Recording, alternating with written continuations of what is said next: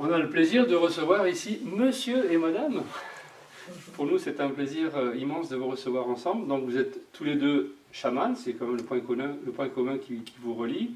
Médecin, vous, chaman sauvage, vous exercez en Suisse. Comment vous travaillez? Est-ce que vous faites des ateliers ensemble? On va commencer par vous, madame.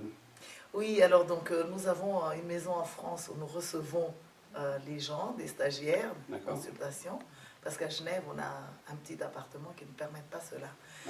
Et il est vrai que nous sommes tous les deux de formations différentes, hein, chaman, moi je suis chaman sauvage depuis toujours, aussi longtemps que je remonte dans ma mémoire, je l'ai été. Mais Tal a développé ces outils de chaman en parallèle avec ce qu'il a appris en médecine, donc il va en parler lui-même. Ce que nous faisons en fait, c'est que nous recevons chacun ses enseignements. Moi, j'ai ma façon de recevoir. Une question simple, excusez-moi, je vous interromps, mais comment vous êtes associés? Parce que bon, vous êtes de Malgache, vous êtes suisse, vous travaillez en Suisse.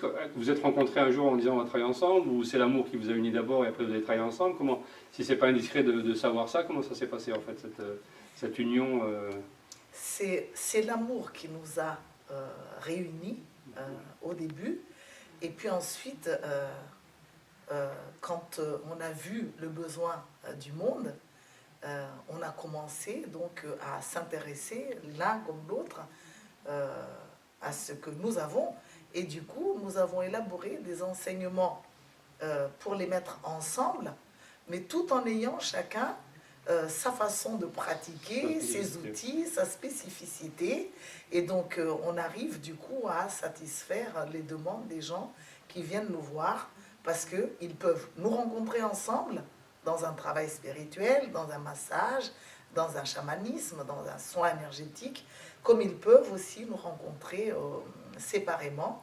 Et là, donc, chacun son énergie aussi. Alors, vous êtes chaman, j'imagine que vous n'avez pas fait la même école, je ne sais pas si on peut parler d'école de chamanisme, mais vous n'avez peut-être pas la même lignée, comme on dit chez les Tibétains. Comment vous faites là? Est-ce que des fois vous avez des petites confrontations? Moi je ferai plutôt comme ça, moi je ferai plutôt comme ça. Comment ça se passe? Donc vous êtes chaman, vous, de quelle formation? Enfin, de quelle... Oui, moi au départ j'étais médecin, et après je suis devenu médecin naturopathe, et puis après j'ai découvert le chamanisme.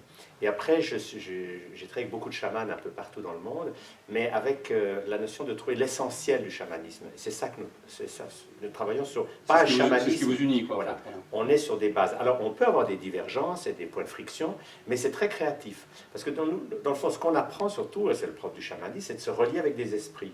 Et quand on travaille avec des esprits, au niveau des esprits, il n'y a pas de compétition.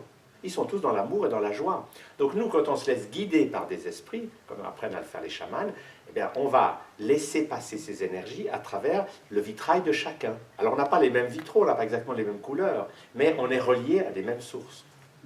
Et c'est le côté passionnant, c'est que pour certaines personnes, par exemple, vous avez des gens, pour eux, un médecin, ça les sécurise. Donc ils vont plutôt venir chez moi d'abord. Puis pour d'autres, ils ne veulent pas entendre parler d'un médecin, ils veulent tellement le mauvais. Donc ils vont être très contents d'aller chez une femme qui n'est pas médecin.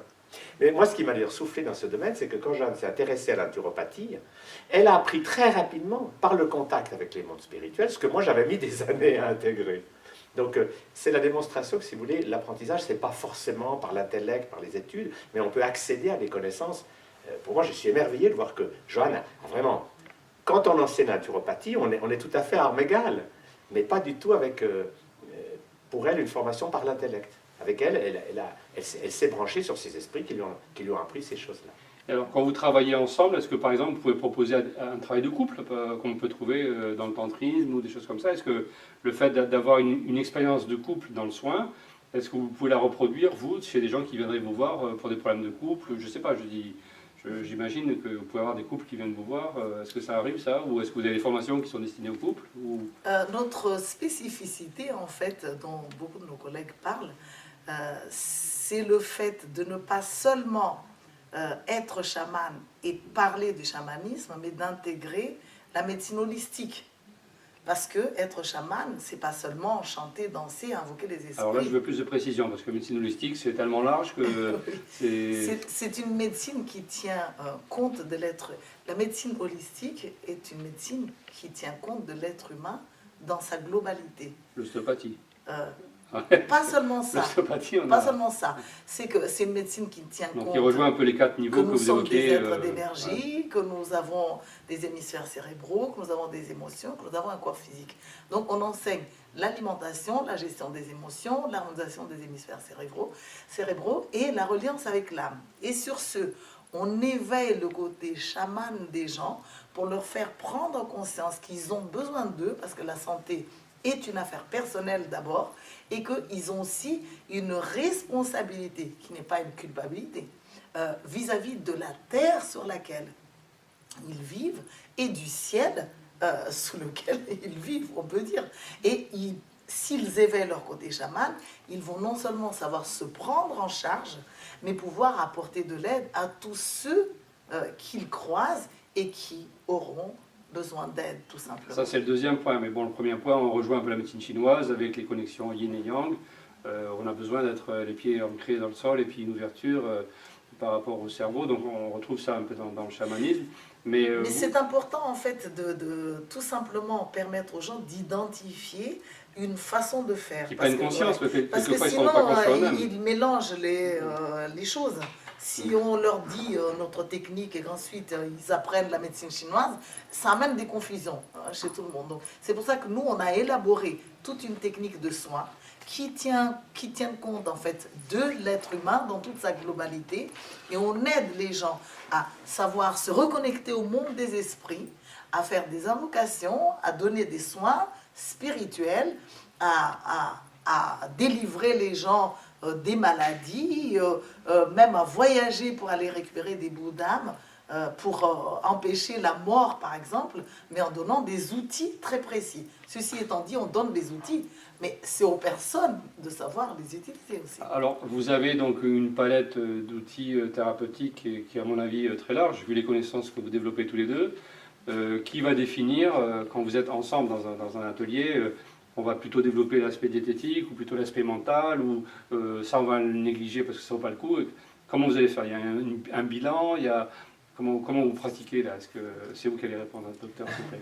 En fait, quand on travaille ensemble, ce qu'on a appris à faire, c'est à d'abord lâcher les éléments conflictuels qu'on avait, parce qu'on avait beaucoup d'éléments conflictuels au départ, puisqu'on avait des approches très différentes, et puis on a beaucoup travaillé sur la gestion des conflits, pour pouvoir s'harmoniser. Et quand on est harmonisé, en fait, on est branché sur nos sources spirituelles, et là, on a comme l'impression que les guides vont passer à travers l'un, puis après à travers l'autre, puis à travers l'autre, et ça se fait d'une façon, c'est pour ça qu'on n'a pas de notes quand on travaille, quand on fait des conférences, on n'a pas prévu un texte, on se laisse guider.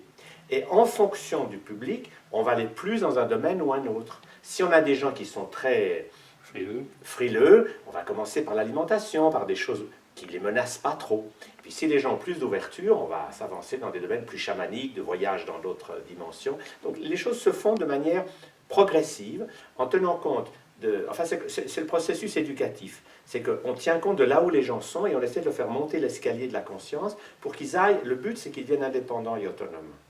C'est de faire sortir les gens de l'obéissance à autrui et de la dépendance. Que la dépendance soit envers un médicament, envers un médecin, envers un gourou, la dépendance, c'est toujours « Oh, qu'est-ce qu'il faut que je fasse? Dites-moi ce que je dois faire, si je le ferai... » Et c'est un monde de fous. Nous, ce qu'on dit aux gens, c'est « Voilà des outils, l'alimentation, les émotions, etc. Mettez-les en pratique et vous allez voir que vous pouvez guérir de vos maladies, devenir quelqu'un d'épanoui. » Et puis on ajoute à ça un enseignement fantastique sur les sous-personnalités, qui est de montrer aux gens tous les personnages qui sont en eux, et que leur mission de vie, c'est pas seulement de réaliser une chose, c'est pas seulement d'être un bon thérapeute, mais c'est de permettre à tous leurs personnages intérieurs de s'épanouir. Et ça, c'est vraiment très passionnant. Et je dirais que dans ce domaine, Johan a amené une vision sur les sous-personnalités qui est absolument palpitante, et qui complète ce que moi j'avais fait avant avec le fait de traiter sur les personnages du passé, mais qui est de permettre aux gens de conscientiser quels sont les personnages en eux qui parlent et quels sont ceux qui les empêchent de parler. Et on a par exemple fait une cassette comme ça, une vidéo avec les Debowska, sur les conflits de couple. C'est très drôle. On met en place un conflit de couple. Oui, mais enfin, je t'avais dit... Et on arrête tout d'un coup le conflit et on montre quel SPPA, quel personnage il faudrait mettre en place pour qu'il n'y ait pas de conflit. Parce que je vous donne un exemple. Si je suis le mari grognon, qui rentre à la maison, ouais, j'en ai marre, et ma femme matin, elle va dire, ce mari, il est épouvantable. Donc si elle est dans son épouse, c'est la guerre. Parce qu'elle va dire, franchement, tu rentres à la maison, tu n'as déjà pas vu. Si elle dit, oh, là, non, là, j'ai pas le mari, j'ai l'enfant grognon. Alors, j'enlève pendant quelques instants l'épouse et j'amène la maman. Qui dit, oh là là là là, t'as une grosse journée, allez, viens, on va crier un bon coup. À ce moment-là, elle se transforme en maman. Le petit garçon, on va l'aider. Et une fois que le petit garçon est nourri, il a eu ce qu'il fallait, alors le mari va pouvoir apparaître. C'est passionnant. C'est formidable, c'est formidable ça. C'est aussi pour cela que quand les gens viennent nous voir, nous écouter, il y a nos connaissances, nos savoirs, mais il y a aussi le fait qu'on soit médium et chaman. Donc, dès l'entrée, en fait, on repère immédiatement le personnage à l'origine de la maladie chez la personne. Et en ce moment-là, du coup, même si la personne a une idée de ce qu'elle voudrait faire ou une direction où est-ce qu'elle veut aller, petit à petit, on va quand même essayer de lui faire prendre conscience de ses besoins véritables, fondamentaux et qui se montrent et qui sont à l'origine de son déséquilibre ou de sa maladie. Et c'est à partir de là qu'on propose les techniques qui vont avec. Alors après... Alors l'accueil, il peut être aussi mitigé, parce que si ce n'est pas une réponse qui correspond à ce que la personne attend, il peut y avoir un décalage, peut-être... voilà, c'est la vraie difficulté du soin, c'est-à-dire pouvoir se mettre à la hauteur de... On est bien d'accord, mais c'est très bien d'écouter la personne, en fait. Mais ça rend aussi les thérapeutes dépendantes de la personne, du besoin de la personne. Parce qu'aujourd'hui, au lieu d'amener ce qu'on voit et qui est juste, si on a peur de déplaire à la personne, on n'est pas non plus des bons thérapeutes. Parce que si la personne est un peu infantile, par exemple, ou inconsciente, on ne va pas aller délibérément dans sa direction si on voit que ce n'est pas du tout la bonne ou qu'elle est en danger en allant dans ce sens-là. En revanche, on ne force pas la personne à aller dans le sens qu'on sent. On lui propose. Et si elle veut choisir toujours sa direction, alors en ce moment-là, soit. Mais il peut arriver que la personne ne nous choisisse pas, hein, après nous avoir écoutés. En ce moment-là, on la soutient pour qu'elle aille ailleurs. C'est comme ça. Oui, vous ne la laissez pas, il y a toujours une solution qui est proposée derrière. C'est vrai que dans le soin, on ne peut pas non plus toujours, comme en allopathie, faire plaisir, aller dans le sens de, je sais pas, je dis la prescription d'arrêt de travail, la prescription de médicaments. On se rend bien compte que c'est un peu aléatoire et que finalement on ne fait qu'empirer le problème. Donc quelquefois vous êtes quand même obligé d'amener les gens un petit peu à prendre conscience de ce qui ne va pas et de les faire réagir par rapport à ça. Très souvent. Et ça c'est le propre des chamans. Pour moi, j'ai travaillé avec beaucoup de chamans, c'est qu'ils ne sont pas justement des thérapeutes qui lissent le poil et qui veulent que les gens soient simplement contents et qui payent et c'est tout. Ils font ce qu'ils ont à faire. Et s'ils voient par exemple que quelqu'un est bourré de colère, ils ne vont pas hésiter à lui dire presque même à l'injurier pour que ça sorte. Donc ils sont plus dépendants du malade. Parce que le drame de beaucoup de thérapeutes, c'est qu'ils dépendent du malade. Et si le malade reste malade, ben ça ronronne et rien ne se passe. Alors que les chamans, ils peuvent être très stupéfiants parce qu'ils ne sont pas limités par le fait de vouloir être aimé par l'autre. Ils osent amener des informations, secouer les gens quand ils le trouvent nécessaire. Moi j'ai vu des chamans au Ladakh frapper leurs patients à coups de canne. C'est ça. Et j'ai trouvé ça assez agressif. Je ne voyais pas le français en train de faire... Ça doit être fait avec oui, non, mais bon, c'était quand même des coups... mais nous, la chance, une des chances qu'on a, c'est que nous travaillons tous les deux avec des guides spirituels. Et nous pouvons faire du channeling par téléphone ou par Skype, à des gens qui sont à l'autre bout du monde, que nous, on ne connaît absolument pas. Et nous sommes stupéfaits de voir que nous, on ne les connaît pas. Mais les guides vont leur donner précisément ce qui ne va pas dans leur vie, quels personnages sont bloqués, qu'est-ce qu'il faut qu'ils changent. Et on est stupéfaits de voir que cette information qu'on transmet est chaque fois juste. On a chaque fois la même surprise, c'est que pendant qu'on transmet l'information, nous, on ne sait pas si elle a un sens, parce que les gens ne les connaissent pas.